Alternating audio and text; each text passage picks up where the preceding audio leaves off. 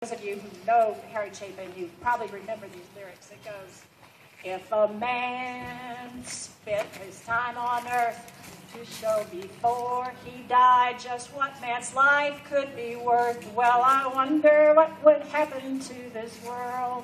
Well, that's Stetson. That was his message.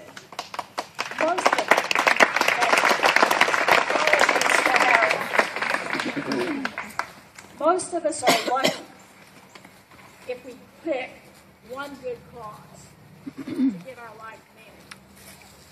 Stetson had three, but for him, they were the golden braid. You couldn't pull one without the other being affected. The one he's best known for, of course, is human rights.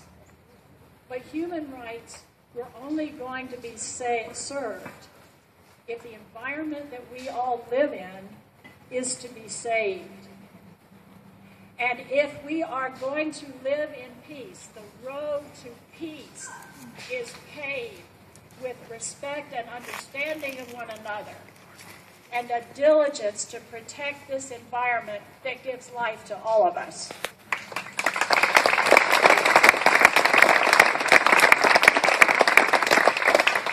The common thread of this golden braid is a passion for the common good.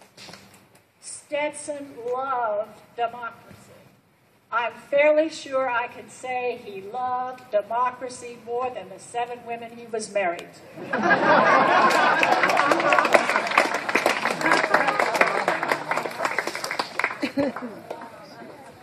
His last public act was to haltingly, with his little walker, take himself to Flagler College Auditorium to tell the legislative committee that is trying to avoid the people's will about redistricting.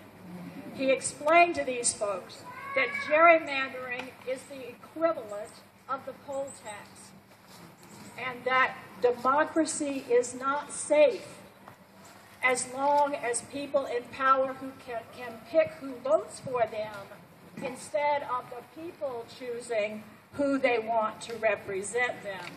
So right to the end, democracy was his mistress, and one that I wasn't the least bit jealous of.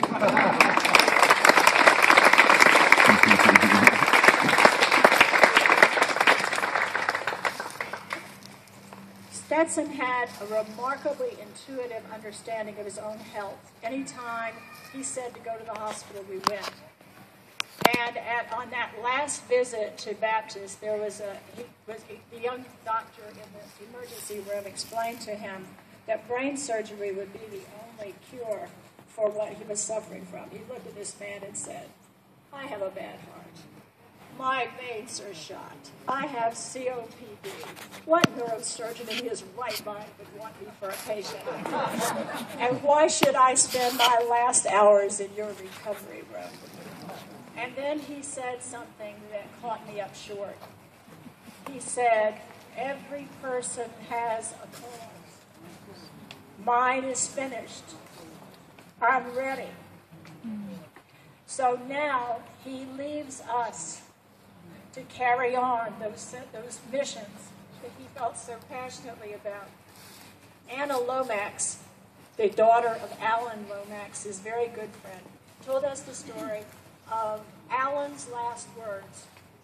When Alan was dying, his last words were, marvelous, marvelous, marvelous.